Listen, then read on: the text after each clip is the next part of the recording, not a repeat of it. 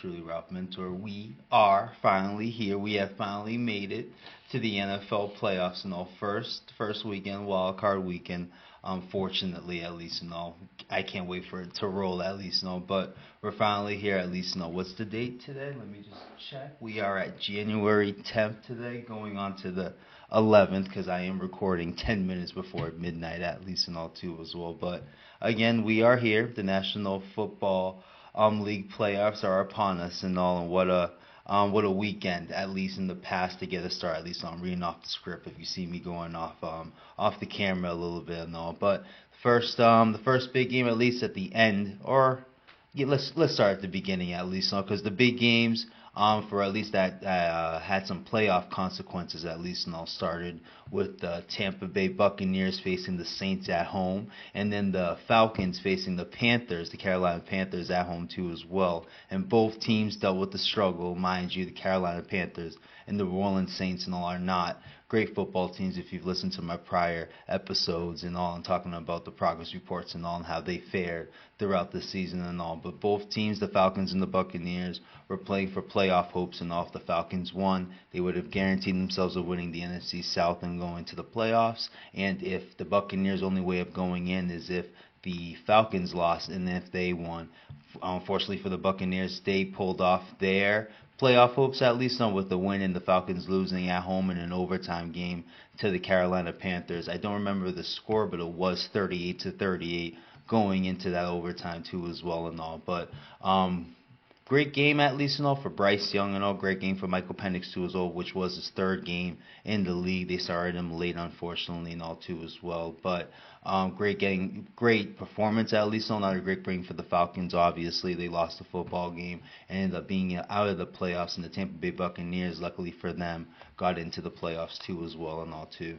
So that's like the first 1 o'clock games at least. Now where it has some playoffs consequences. When we go into the 4 o'clock games, we have the Broncos facing the Chiefs, and the Dolphins facing, who did they face? The Jets, actually. On Saturday night, the Bengals beat the Steelers, so they clinched their chances of making the playoffs at least now, but they needed the Dolphins and the Broncos to lose and all. The Kansas City Chiefs didn't play anybody in their game at least now, so the Broncos were able to have themselves pretty much an easy win against them, and also that basically clinched them into the playoffs because all they needed was a win at the end of the day. The Dolphins did end up losing to the Jets at least. Now I don't believe Tua played, so it kind of contributed to their performance. I believe they only scored 6 points in that game too as well and all. So in that 4 o'clock window, we basically have the Denver Broncos clinching the last seed in the AFC South and all too as well. And now going into the night game and all, the Minnesota Vikings versus the Detroit Lions. We have two teams in the NFC North battling for the 1 seed in the NFC and all, and obviously fighting for the bye too as well. And also the wild card weekend I'm mentioning too as well for this upcoming weekend. Both of these teams were playing for a chance to not play in this weekend and all. Unfortunately for my Super Bowl pick so far, in the Detroit Lions, they won pretty handily against the Minnesota Vikings. A tough first half, I would look at it at least. And all, both defenses pretty much showed up.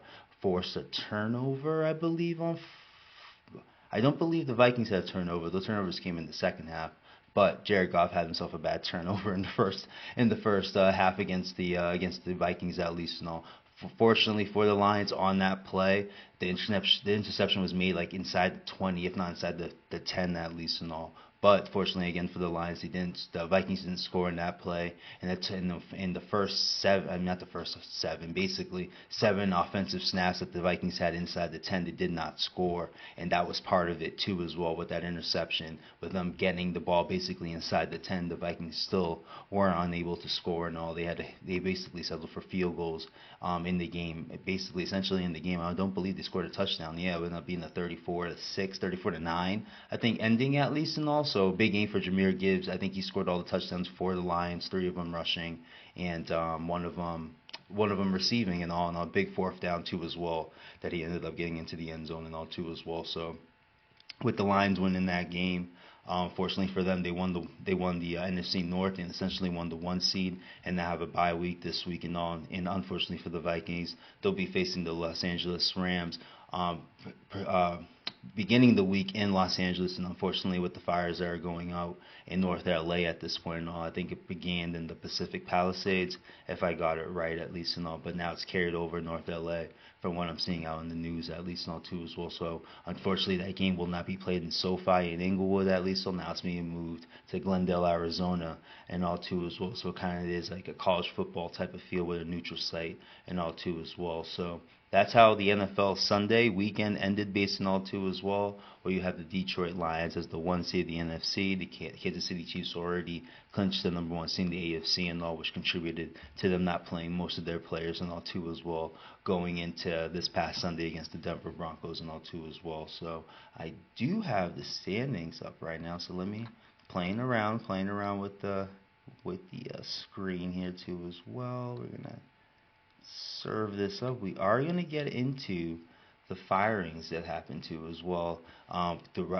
Starting from the end of the season into this last week at least, and all too. So we have an interesting one from a team of mine too as well up in New England, and also we're gonna have a little conversation, have a little mention, a little opinion perspective towards that too as well. But these are the playoff seedings that turned out. Just to reiterate basically how the end of the weekend shaked out at least. And all, again, you have the Chiefs and the Lions as the 1 seeds. They won't be playing this weekend now too as well.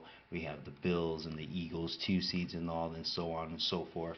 I'll be getting into the previews of the wild card weekend too as well, honestly. But since I did mention it all, let's run over to the firings that happened into this week at least. Now you see the picture here of Antonio Pierce. He was the first one, or not the first one, the latest of the firings at least now when it comes to the head coaches in the league too as well, honestly. But let's go all over them at least now, because we have a guy, Robert Saleh, who was the first coach in week 5.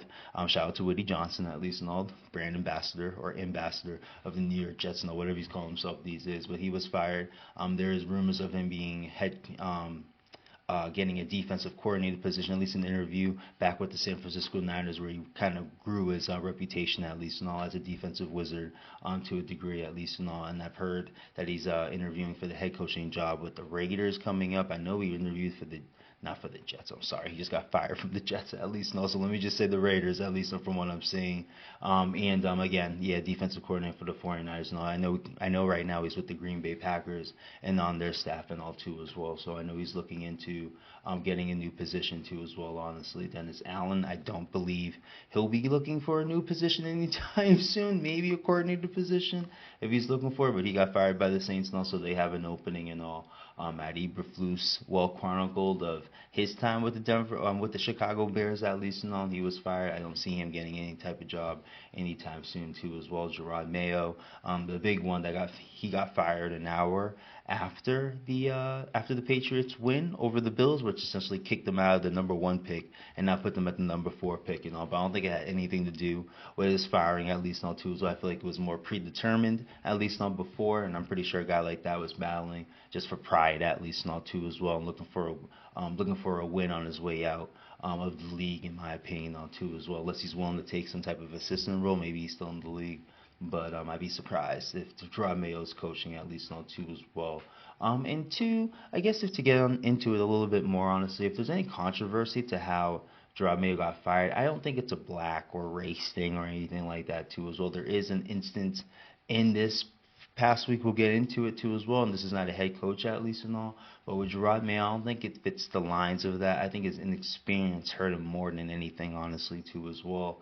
Not having a network, in my opinion, of people that can come in and be part of his staff, at least. No, we saw that with the Covington. I'm not even sure of his first name right now, too, as well as the defensive coordinator of the New England Patriots, but Alex Van Pelt and all, too, as well. I have all the of all the remnants of the McVays, the Shanahans, and the KOCs that are presumably out there too as well. Honestly, Alex Van Pelt was the best that you can come up with as an offensive coordinator and all too as well. So I think that was a big part of why Gerard Mayo got fired and all too as well. And I don't think his media training was all that great too this year too as well. He wanted to be more transparent as Bill Belichick, but he kind of turned his back onto the whole transparency thing too as well. Honestly, if I'm back and forth with with the team playing soft, from how he was dealing with Matthew Judon in the earlier the season, how he was dealing with the Drake May and Jacoby Brissett situation in the earlier the season too as well. Honestly, calling out AVP too as well, and all throughout the season, and not sticking to his guns. It's just things of that nature I feel like hurt him throughout the season. When you look at him, this is not even the field. When we talk about how things looked at the field when they've had good games against good opponents at least then the next week you expect them to double up on that performance, ended up going backwards essentially too as well. Honestly, there was no consistency on the football field, and then you look at all the other aspects around it too as well. Just wasn't much consistency for Gerard Mayo, and I can see why. Let the Crafts let him go. I do put pressure on the Crafts to make the right decision. I do not like this process that they got going through them right now too as well. I appreciate that it's called me in the sham right now too as well. I appreciate a guy like Aaron Glenn, defensive coordinator of the Detroit Lions and all, got requested for an interview by the New England Patriots but declined it. When a guy like Pep Hamilton and Byron Leftwich, who hasn't coached, two guys who haven't coached in the league in now 2 seasons at least and all.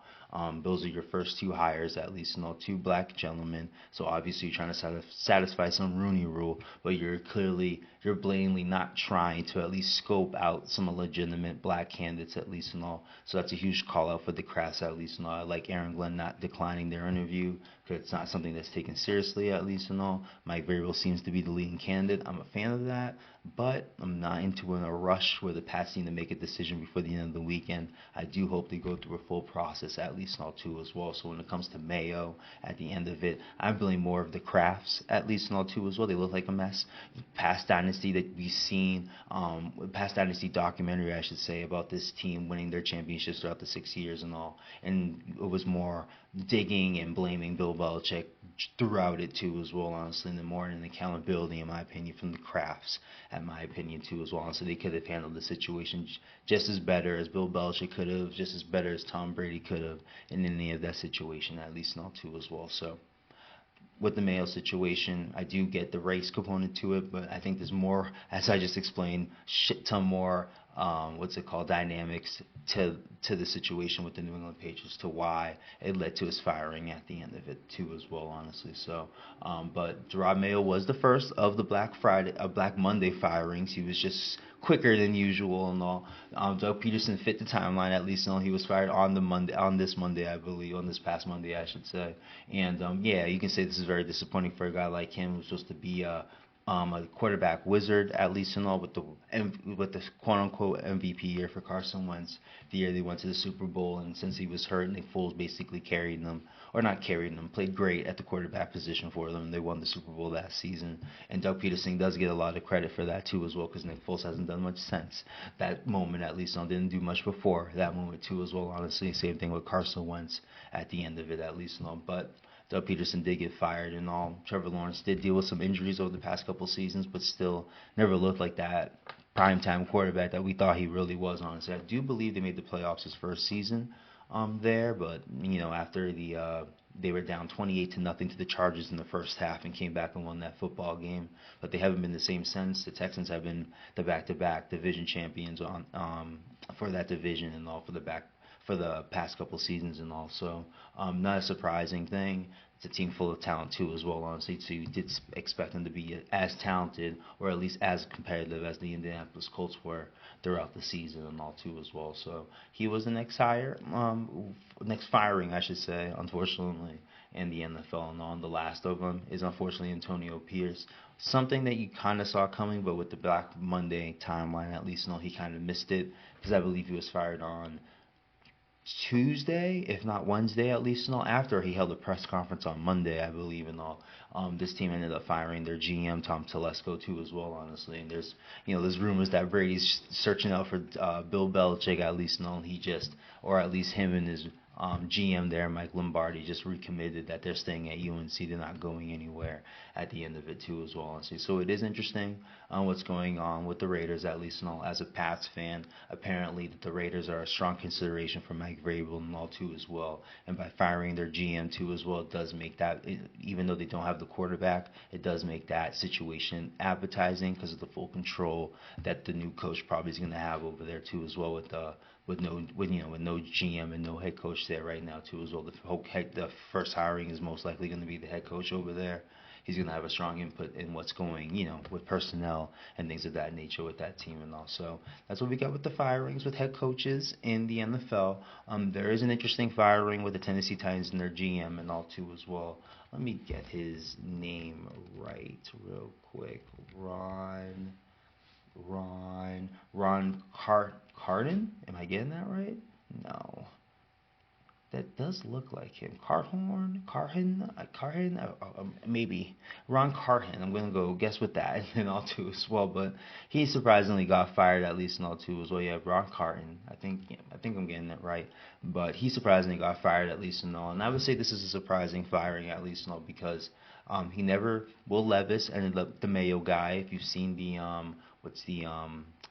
I don't know the famous mayonnaise brand, but they got commercials with Will Levis, their quarterback at least, and all. Apparently he's a big fan of mayonnaise and all too. It was a Hyman's. Is it Hyman's mayonnaise or whatever it's called? But yeah, he's been in commercials with them. But just similar to Baker Mayfield when he was the number one pick for the Cleveland Browns and his progressive commercials back in the day. But he never drafted the quarterback that ended up being bad for them this season and all. But he made some dope picks in my opinion. He made and the picks when I mean draft picks, but I'm more impressed with his free agent pickups over this season, over this past season honestly, with the Calvin Ridleys, with the what's it called there? There's someone else there, Jarius Sneed from the Kansas City Chiefs and all, Tony Pollard from the Dallas Cowboys and all. They had themselves a decent talented team honestly. They didn't hit on the quarterback, which wasn't his decision and all, and the coach was just a first year coach and all too as well, and they're keeping him, so you would think they would give him year two just as much as Carhan and all too as well. He was a part of the Titans team that was that one with Henry and all, with Tannehill, with AJ Brown before he left with the Eagles and all too as well. So I'm not sure if he was the GM around that time, but he was a part of it, and he did, like I said, brought in talent for the football team too as well. The Titans low key had themselves some high expectations this year. I will be fair there. I didn't expect much, as I've said throughout the season, at least on the episodes and through other platforms, at least and all. But again, you can't argue the talent that was on that football team, and I thought it was kind of a surprise that they ended up firing at the end and all too as well. So the whole race thing that I was bringing up with Gerard Mayo, I kind of feel like it feels like this for a little bit too as well, because now the Titans have the number one pick in the draft and all, and they have a great opportunity to draft a quarterback to add to this talent and all too as well, because it's not a bad talented team. But it is an interesting dynamic what's going on over there, at least in all too as well. I think it deserves a shout out, at least in all too as well. So it will be interesting what they do going forward and all too as well. Deion Sanders put himself a tweet where he was shocked by the move too as well, honestly. And obviously Shedeur Sanders is one of the top quarterbacks, presumably in the draft going into 2025 and all too as well. So I find it an interesting firing, at least as much as I wasn't high as on the Titans this season. I am surprised a guy like that got fired and all too as well, especially we never made the pick for the quarterback and all too as well. And I question if he even had full control of picking his coach going into the season too as well, honestly. Kind of looks like he was a sitting duck going into the season too as well and all. And if you really have no control of your quarterback, the pick of your quarterback and the pick of your coach, honestly, I don't know how you're going to have strong success in the league and all. So the whole, black individuals aren't blessed in the NFL to build up their resume through teams, at least in all. The lack of a network that'll knock Gerard Mayo for. But again, when you don't have experience, how can you build up a network? I feel like Rock Carton kind of fits that mold to that to that narrative, at least that black individuals in the NFL don't get a true chance, at least not too as well. I think we kind of saw it. This Rand Carton. I hope I'm getting his name right. Please excuse me if I'm getting his name wrong, at least not. But I do think he does a tribute to that side of the NFL, at least not too as well, where the Eric Bieniemys, a former offensive coordinator for the champion Chiefs, at least, no, he can't find a job anywhere, and there's always a high-end offensive coordinator like Ben Johnson that does always garner attention too as well, honestly. So it will be, Sean McVay's, the Kevin O'Connells of the world, the Kyle Shanahan's of the world, like, they all make a big deal about OCs, at least. Eric Bieniemy, a black guy, won 2 Super Bowls with the Kansas City Chiefs. You would think he would garner the same type of attention and all. He doesn't, at least, no. So I feel like Ron Carton would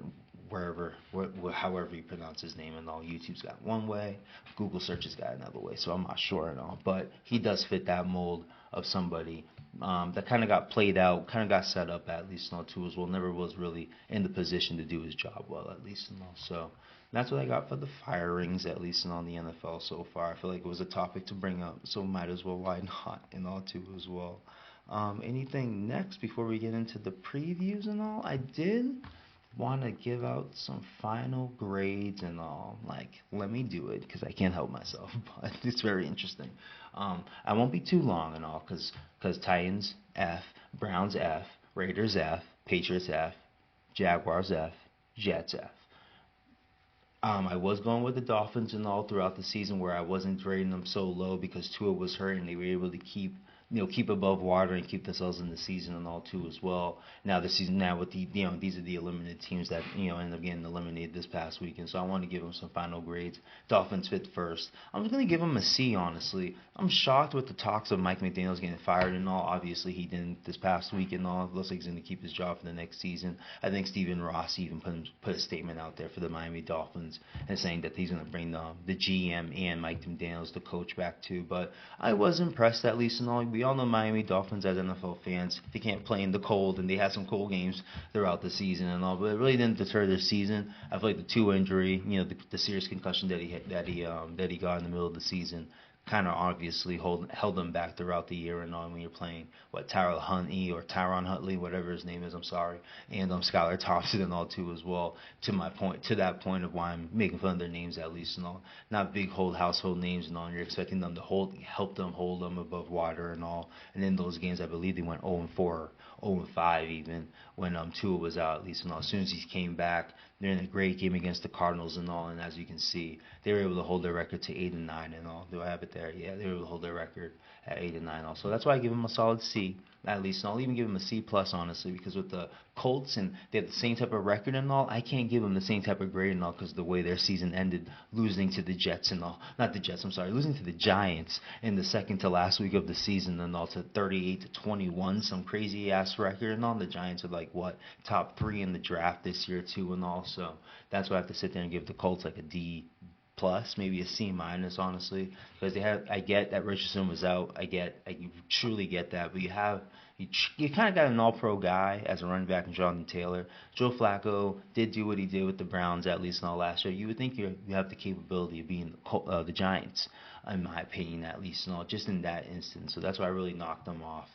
The way I did. I liked how they were trending in the third quarter of the season when Anthony Richardson came back from his basically suspension to me when he tapped out of the game and all too as well. But I thought they did pretty well for themselves in that instance and all. If they continued that way, won that Giants game and all too as well in that tough game. I think they won their last game of the season against against the Jaguars. Yeah, they won that game against the Jaguars and also they won their last game. It was just the Giants game that really kind of knocked me off and off from giving them a solid C minus at least and all. So if D plus C minus is where I would put them for the Colts at least and all too as well. I have huge questions with Shane Steichen moving forward at least and all too as well, but they did hold water throughout the year. Anthony Richardson came back and was able to play better than what he did prior to the season, at least and all too as well. That is something you can look up for, in my opinion, and all. So that's why I'll give him a D plus to C minus because the Giants game really bugs me personally. Honestly, you should win a football game like that, trying to get yourself into the playoffs at least and all. So that's for the grading at least, and for the Bengals,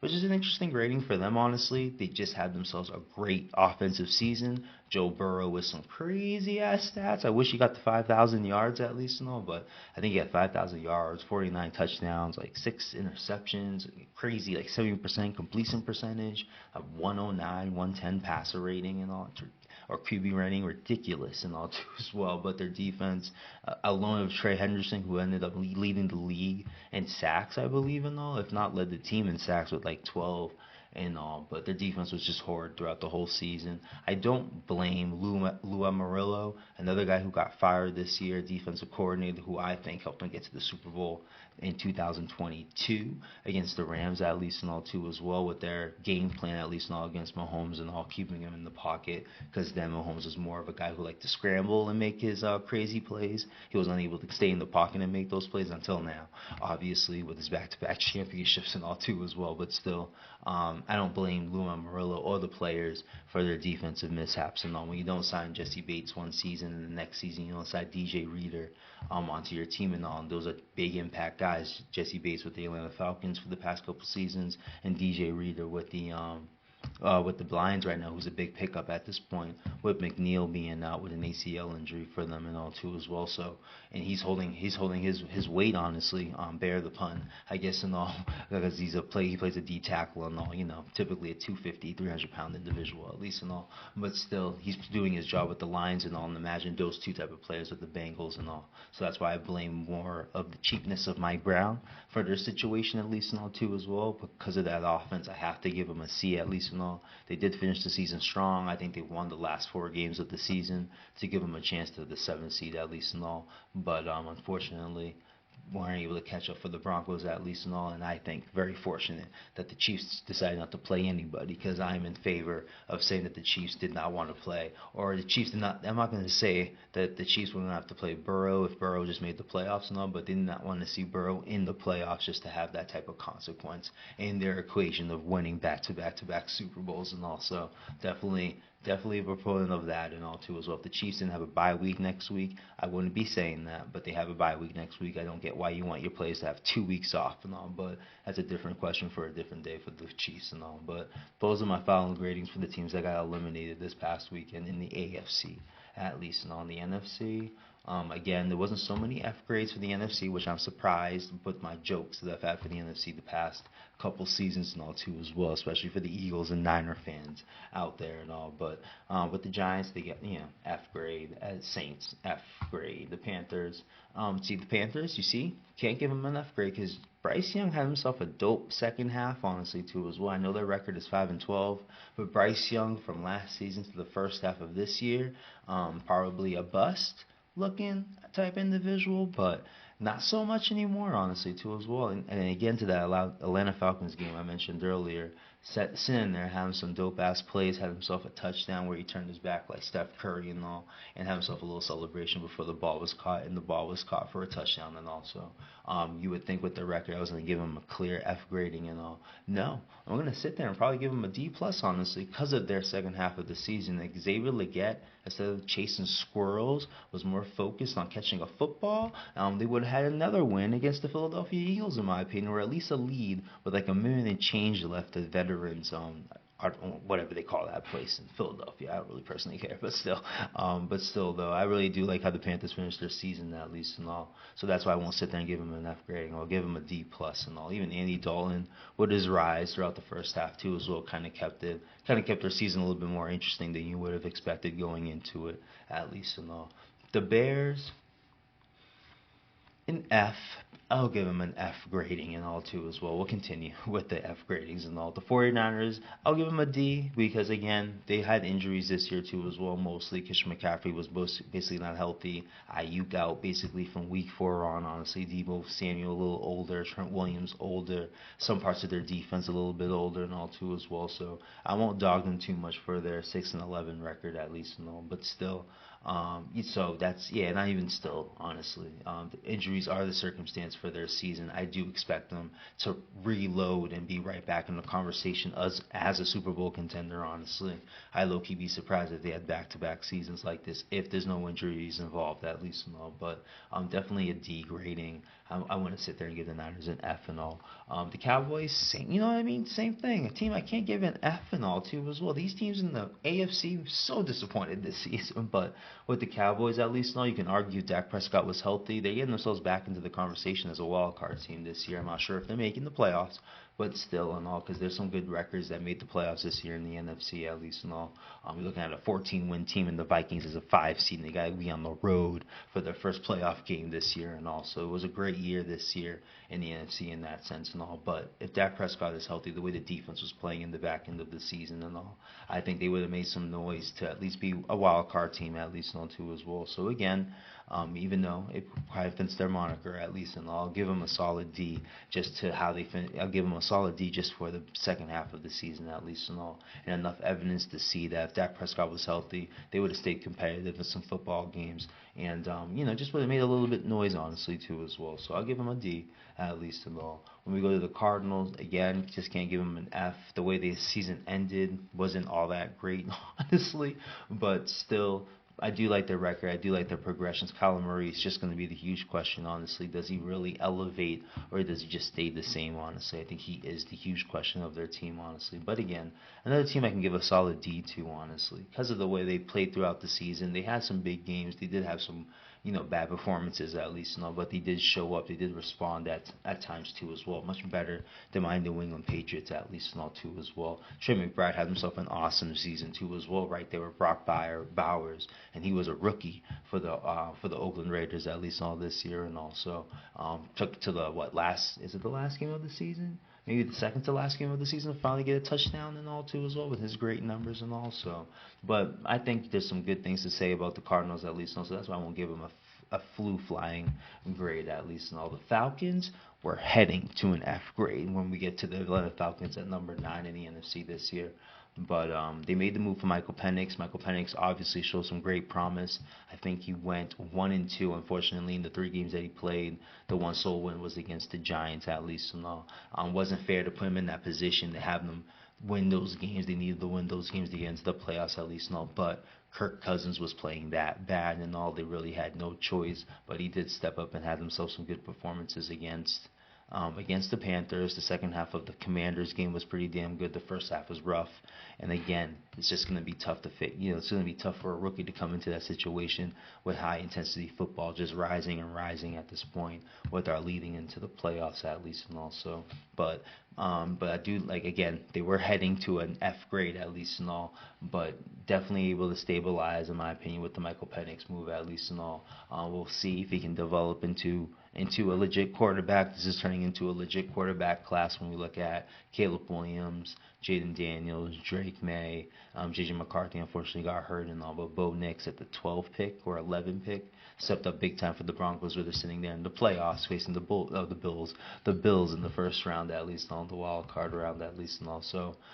But I will give the Falcons a solid C at least, and all for this season at least, and all. Again, some promise in the NFC South division at least, and all. And then with the Seahawks, unfortunately, that 10-7 record didn't make the playoffs and all too as well. Needed some things to shake out and all too, but again, a solid C. Geno Smith, I think, showed who he really was at least and all. I think he had a better year last year, a shit ton more inconsistent this year at least and all too as well. Do they keep him there?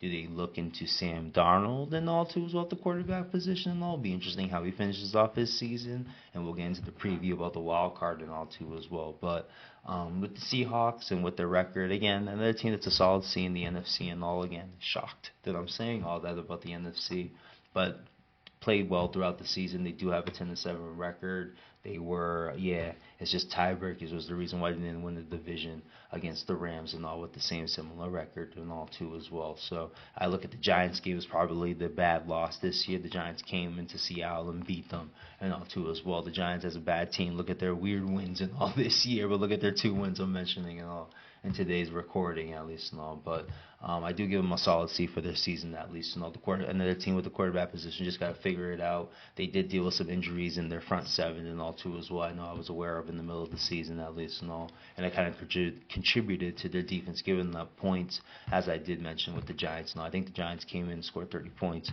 when Daniel Jones was still quarterback for them and all too as well. No Saquon Barkley, remember, too as well, honestly. So I think that kind of contributed to that game and kind of contributed to their inconsistencies throughout the season and all, with their defense not being entirely healthy and all too as well. But again, I'll give the Seahawks a solid C for their season and all. Another team in the NFC that I'll be fair has some promise and all too as well. A shit ton more promise than I see in the AFC after this season, just after this season at least and all too.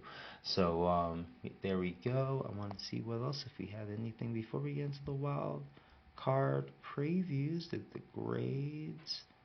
talked about last weekend and all. So, yep, okay. Before we do all that, we'll talk about a little college football and all.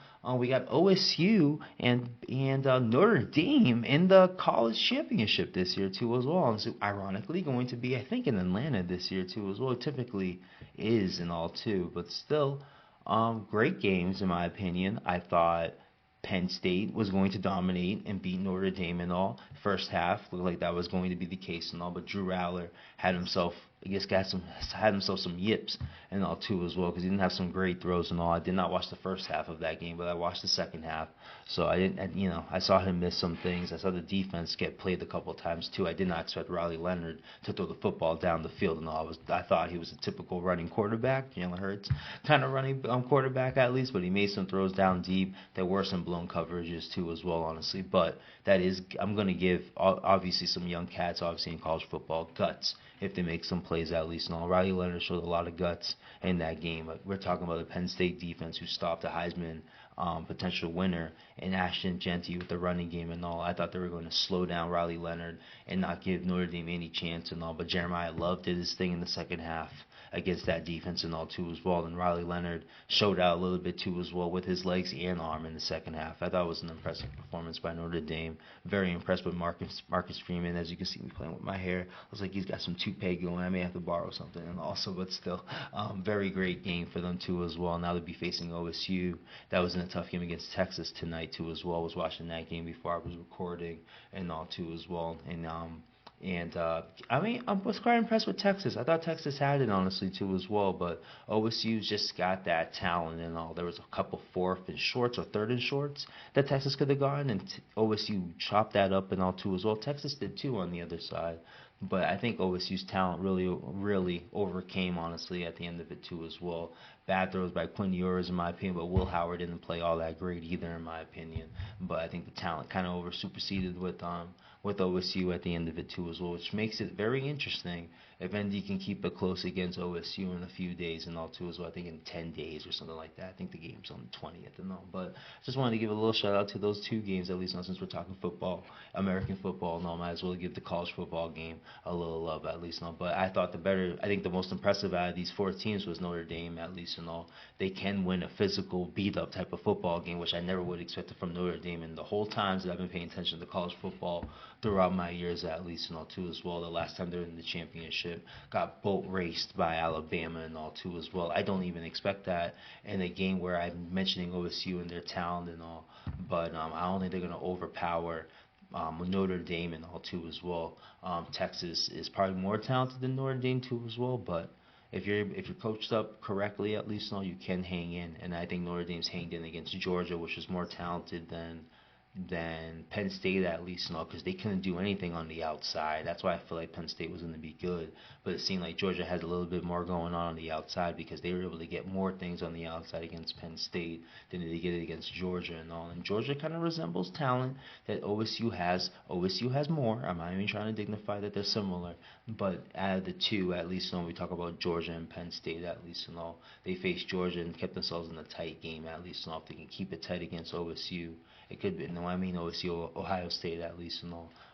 They can be an interesting football game for Notre Dame, honestly. So I'm kind of excited, kind of thoroughly excited, very intrigued by the matchup at least and all too as well. So I wanted to give that shout out and all. But let's go into the wild card previews and my picks and all before we close this out and all too as well. How long I've been going? 37 minutes. That's great. I would love to cut these down and all too as well, but still, with less, as the playoffs and all, we got less teams to talk about. So it's kind of ironic how it will work out like that too as well. We only got 14 teams and only 12 of them are playing this weekend and all. So we'll start on the AFC.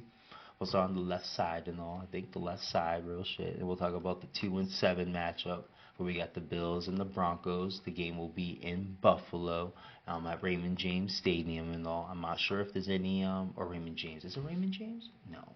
I feel like I'm saying the Ravens Stadium right now. Let me get the Bills Stadium right now. Let's do something. Let's fact check just a little bit. But Highmark Stadium. There we go. Yeah, I think Raymond Jones is Baltimore and all. That'll be the next game that we talk about most likely, depending on that'll be the next game we talk about. But real quick with this game. This is expected to be a blowout, at least not a blowout, but it's expected to be a commanding win for the Bills, at least and all. I do kind of expect it, but in a close way at least, not because the Denver Broncos defense is real. I don't think the Bills are going to be able to go up and down the field or anything like that against the Broncos at least. No, I am worried about the Broncos moving the football at least. No, it's not a good running football team, or at least they're not schemed up as a good running football team at least. And also, as good as the Broncos defense is, I do expect the Bills to move the football and get some field goals to get the game going at least. And all, I'm curious if the Broncos can keep up in a sense at least. And all, so it will give the Bills an edge. If the Broncos can keep it close and score a touchdown in the second half and all, it will make it for an interesting ending. I do think Josh Allen is going to be the difference maker at the end, honestly. If the game is close, they need that first down to ice the game, or they need that drive to get that field goal to win the game or tie the game or whatever. I just trust Josh Allen in those instances a little bit more than Bo Nix, obviously. Rookie, first playoff game at least and all. But I do expect this game to be close. The Denver Bronco defense is pretty legit, honestly. But in the 21-17 game, I will pick the Bills in that 2-7 matchup in the AFC. 3-6 is the Ravens versus the Steelers and all division matchup. These teams have faced two other times, 1-1. Steelers won like a field goal game basically and all at home against the Ravens, and the Ravens won commandingly against the Steelers at their house and all. While the Steelers have been on this rut over the last stretch of the season, at least the last 4 or 5 weeks of the season, I don't think they've won a game. If they've done, they've only won one game in that instance and all too as well. So it does preclude to think. I did see the odds start off at 10, now they're at 9.5 or 10.5, and now they moved to 9.5. So it does presume to be a blowout and all. I don't expect a blowout. I do think the Steelers can tighten things up offensively. Pickens hasn't played. He just started getting back for them. So I can't understand why they've changed up or why they haven't played the same offensively over the past 5 weeks at least and all. I don't think it's enough, though. The Ravens should be running the football down the throat of the Pittsburgh Steelers. There's no reason for it, Todd Monken. There's no reason for it, John Harbaugh. You signed Derrick Henry this year. This man should have been leading the league in rushing, but unfortunately for them, Saquon Barkley had himself a 2,000 season, so 1,900 yards wasn't good enough and all. But don't forget that 1,900 yards is pretty damn impressive in the season when some people believe that, including me to a degree, that Derrick Henry was kind of close to falling off a cliff at least and all because of his last season or so with the Tennessee Titans at least and all too as well. But I do expect the Ravens to run the football all over the Steelers. It may be a tough start, but they should continue to keep running the ball. It will set up a play action type of thing too as well. There's no Zay Flowers, so it would be huge if they can just continue to run the football, and then they can use their tight ends and Likely and Andrews to open up the field a little bit more, honestly, and maybe find Bateman deep at least, Rashad Bateman deep for a play or two at least. No, but there's too many options for the Ravens for them not to at least win this game by 10. I do think the Steelers can put up some points, though, to keep this game up. I do like the way the Baltimore Ravens defense is playing. I do think the deeper the game goes, their defense gets better. I don't see that for the Steelers, at least, and also in the 31-17 type of game, at least, and all, I got the Ravens winning at home against the Steelers, at least, and all. Lamar Jackson getting closer to being above 500 with his playoff record and all, too, as well, which is a sad thing to say, and all. And lastly, in the AFC, in the wild card, we got the 4-5 matchup. The Chargers and the Texans. The Texans are home, and they're the underdog and all because of the way they've ended their season. Their O-line has not played well, which to me has led to C.J. Stroud regressing from his first season, at least. And all pretty damn good start this year, but you can see that their second halves weren't as good as their first halves to start the season, and then injuries started coming through them too as well. Diggs is out for the season. Mixon's been in and out, or at least was in to start out for a good stretch and came back. Nico Collins, same thing, was out for a good stretch to start the season and came back.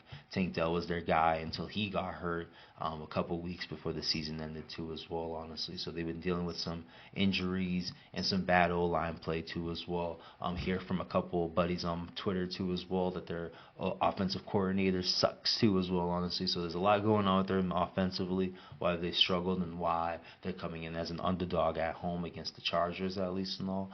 But I do like the way they're playing defense. I think, the Titans game gives you cause to pause, but it is a division game too as well. The Titans do have capable players on the offensive side, so it's not surprising that they put up points against a division rival like that too as well. I'll always give a division team versus another division team more credence, at least in all. You're building up all season, all training camp to face these teams two times in the season. I do attribute that to why these games are always close, no matter when they're being played. Last game of the season, when you really need it, it's always tough. Look how I mentioned how the NFC South played out on the last Sunday of the season, at least, and also. But again, I do like the Texans' defense a lot in this football game. Honestly, the Chargers don't have a lot to me in the talent position, at least. No, I know Lamar Conkley gets a lot of love to New England Patriot fans and all, just based off the draft and how it played out this year. But I don't think he's enough to go through this Texans defense. You got guys like Stingley, Petrie. I know there's another name I'm sleeping on their D-backs, at least, no, but they got a pretty damn set of D-backs and all. Al Shahir, the guy who got suspended for the Trevor Lawrence, should be back for this game.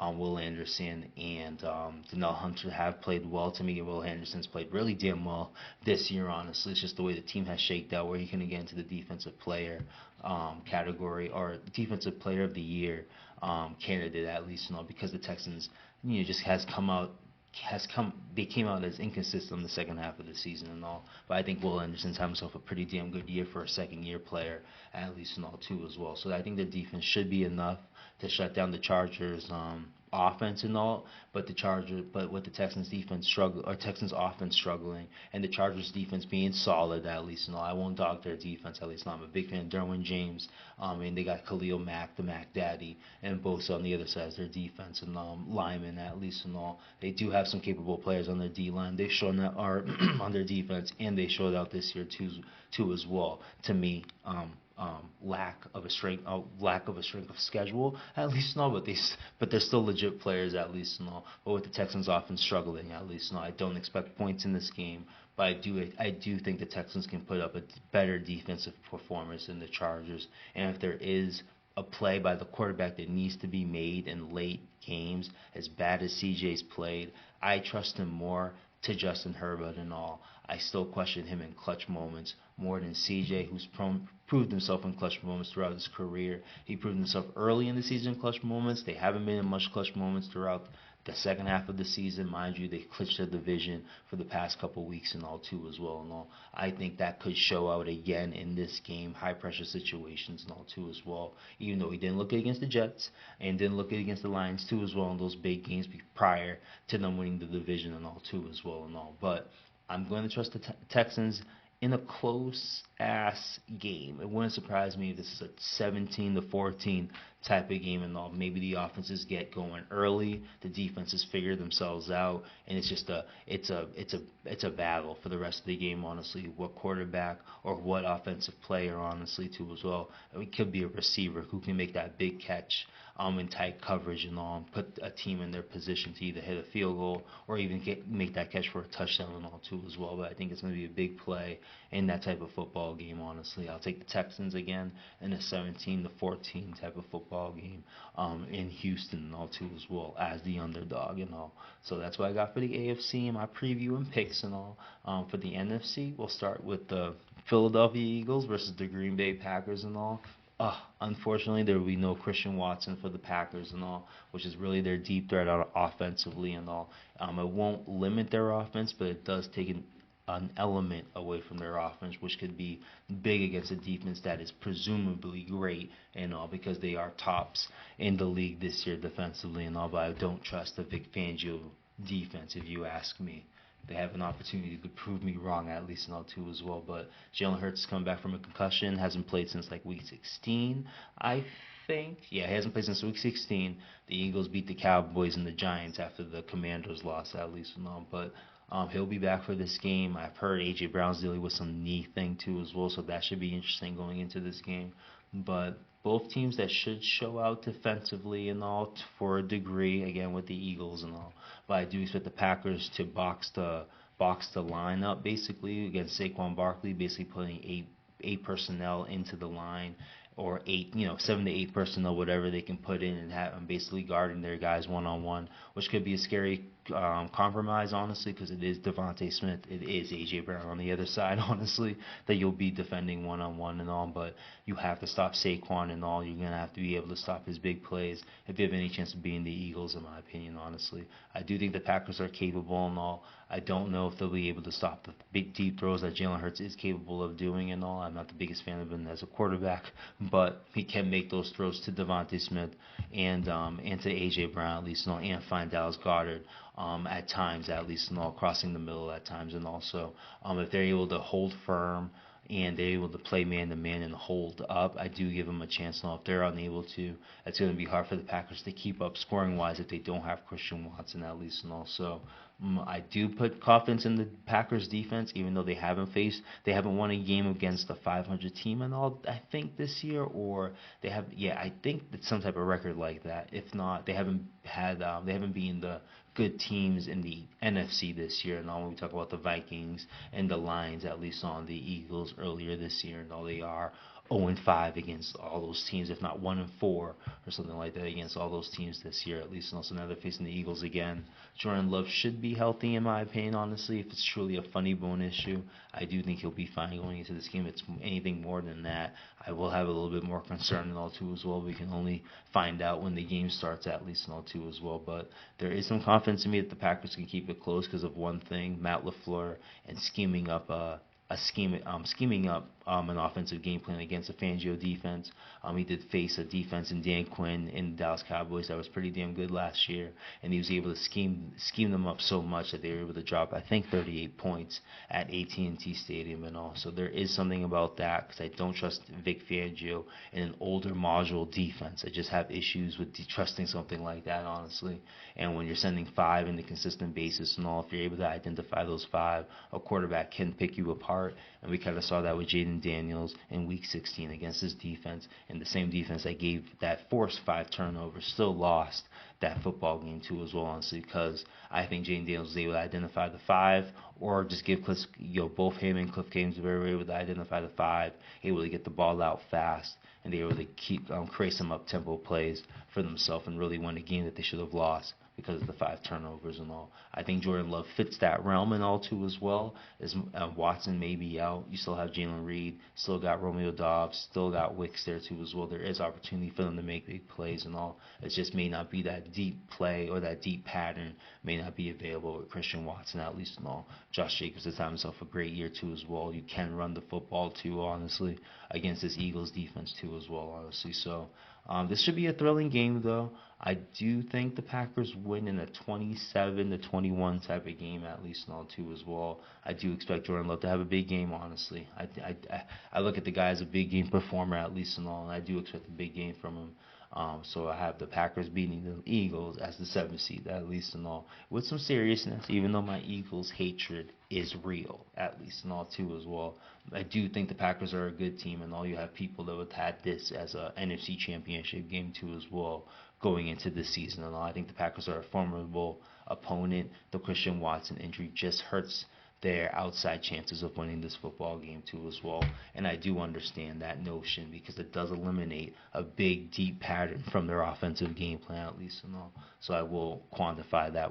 I believe Christian Watson tore his ACL last week and is done for the season, clearly, with an injury like that and all. So next we go to the Buccaneers and Commanders and all. I thought the Commanders were a clear winner in this one, but I'm not hearing that and all. And the Commanders are a favorite team of mine. Went 12-5, almost won the division and all. The Eagles just did their thing and won 2 more games more, at least and all. But I do question the way they play football throughout the season, at least and all. They do not play consistent football against good teams, at least and all. The Bucs defense has been inconsistent at times this year too as well, honestly. So that's why I can understand the Commanders can be the favorite pick, because of Jaden Daniels, I think, is the better quarterback in this matchup, even though Baker Mayfield has had himself a good season, at least and all. But I'm going with the Buccaneers. The only team I had the Commanders beating in the playoffs and all were the Eagles. This is a young upstart team. I can't wait to grade them at the end of the season and all too as well. I'll give my final gradings for all the eliminated teams for my week episodes, basically, and also I'll be doing an episode per week throughout the playoffs and all for every review of every weekend that we're doing, and all. This is the first one, but with the I can't wait to do the Commanders grading to that point. That's why I'm bringing that up, at least now, because I think they've had themselves a fantastic season and all, and nobody saw this team in the playoffs this year, at least in all too as well. So, but I don't expect them to win this football game. The Bucks do have some residue of their Super Bowl team, at least when we talk about Levante David, Mike Evans, at least all too as well. I'm sure there's a few others I'm sleeping on and on. Baker Mayfield has played well with this team over the past now 2 seasons, at least, and all, winning a playoff game last year and giving the Lions a fight in that divisional game too as well last year. Had me a little bit nervous for those Lions, at least, and all, but I do trust the Buccaneers in this matchup. They are at home too as well. It should be a close and fun game, but in a 31-27 type of game, I got to pick the Buccaneers as much as I'm on the Commanders bandwagon. It's just hard for me. They just haven't played clean football on the second half of the season. If they can have some type of game versus the Ravens, and where they lost 30-23 on the road, maybe that could be a chance for them to win that game. But in a game like that, they still lost by a touchdown and all. That's why I still have confidence in the Bucks, and even though they may look bad in this game, I do think they can pull this off at the end. And also, give me the Bucks in the 31-27 game and all. But this last game right here and all, so unfortunate with the circumstances with this game, at least and all. Again, the Rams and the Vikings were supposed to play in SoFi Field, but because of the fires in Los Angeles, it had to be moved in Arizona for the Monday night game. It was always originally scheduled for Monday, but it looks like it kind of worked out for these two teams, at least, and all, for an extra day of travel, at least, and all. For the unexpected travel, I would think, at least not going to Arizona, and for the unexpected travel for the Rams, thinking they would be home and they have to travel all the way to Arizona, at least, and also. But this is a good game, at least, and all. The Vikings lost that last game against the Lions, at least on this past weekend, so they're unfortunately in this situation where they're a road team when they're 14-3, at least, and all. But yeah, it's going to be an interesting game. It's just the situation of what's going on in Los Angeles does make this game a little bit more interesting than it was supposed to be. I thought it was going to be a good game anyway, but this thing does throw out, like, how can you call this game? Where is it going? Because there should be a level of emotion that's involved with this football game too as well, because of what's going on and all.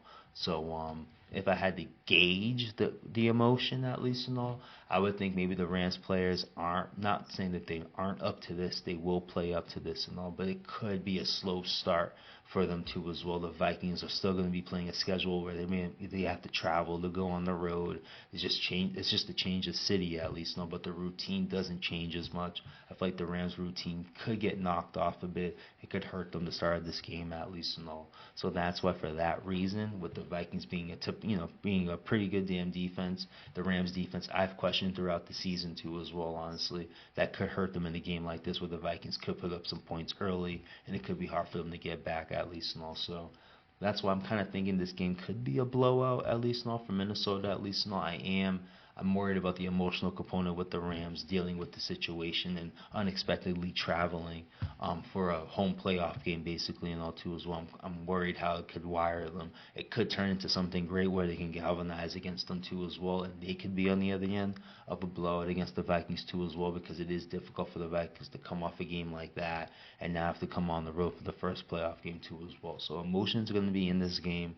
I feel like it's going to be a big part to the start, at least not to this game, that could dictate how this game goes, at least. Now, I do think the Vikings get the edge early, start the game on a 14-0 type of run, and just hold off the Rams at the end, at least, and probably win a 35-28 type of game, honestly. It wouldn't surprise me if it was that up and down type of high scoring game, at least, and all. There is a notion that Flores can't defend high level quarterbacks, and Stafford is a high level quarterback, in my opinion, at least, and all too as well. The Vikings should bounce back with their performance against the Lions on the road. I think on a Rams defense like this, they'll be able to move the football and all too as well. So give me a 35-28 type of up and down game, honestly. I do think emotion's a big part of this game, honestly. It could mess with the flow a bit, honestly, in the start for either team, at least and all. But if I had a team to pick that can follow routine as much as possible, I think it's the Vikings, at least, and I'll be impressed if the Rams come out with a good start, honestly, with their circumstances and able to win this football game handily, at least and all. I think if they win this game, it's more of a close type of game, at least and all, just because of the routine part, at least and all. I could be overemphasizing it, but I do think it's going to be a part of how this game is being played, at least and all. From a game that's supposed to be played in Los Angeles, not moving to Arizona, I do think emotion's going to be a part of it too as well. And I do think maybe the Vikings have an edge because of the routine not being all messed up or anything like that. Because if they're not being anywhere near the Los Angeles situation, they were already going to be on the road anyway for this game and all. So they were already preparing to travel and all that based off their loss on Sunday, at least, and all. From Sunday to the middle of the week, the Rams would have presumed they played in Los Angeles. I would have thought once this fire thing started in Los Angeles, there was a thought of them not playing in Los Angeles, but still could mess with their routine a little bit, hurt their start, give the Vikings that opportunity to pounce on them and hold them off, because I do think the Rams, even with a slow start, can come back and score some points on a decent, even on a pretty damn good Vikings defense, at least, which ironically has forced a turnover in like 8+ games or even more, at least, if it's not like that 8 straight, like 7 of the last 9 games have forced a turnover or something like that. So they will be facing a defense like that too, honestly. They could get an early interception and attribute to that slow start too as well, honestly. So with that interception on Goff last week too as well, I think the Vikings are gifted with interceptions this year too as well, because I thought it was a little odd how that played out for that interception, at least and all. But the Vikings do force a lot of TOs or turnovers, and also that can contribute to the early start that I think the Rams might have going into an emotional game, at least and all too as well. So to go over my winners, at least and all, I'll have the Bills beating the Broncos. I would have the Ravens being the Steelers and the Texans being the Chargers. So if things play out, it would be the Chiefs and the Texans next week, and the Bills versus the Ravens next week and all. And that needs to happen. That needs popcorn all over the place and all. Bills and Ravens truly happen, at least and all. And with the winners of that picked in the NFC, Packers over the Eagles, Bucks over the Commanders, and then it would be the Vikings over the Rams. So next week, excuse me, what happened when you're talking for an hour straight, so excuse me, but got the Lions facing the Packers would be in the first round, which would be an interesting game. Would make me nervous and all, because the whole facing a team 3 times, can you really beat them 3 times in the season? That's what the Lions would be facing, at least, and all kind of adds to the season that they've been having, at least, and all the competition that they've been facing, at least, and all.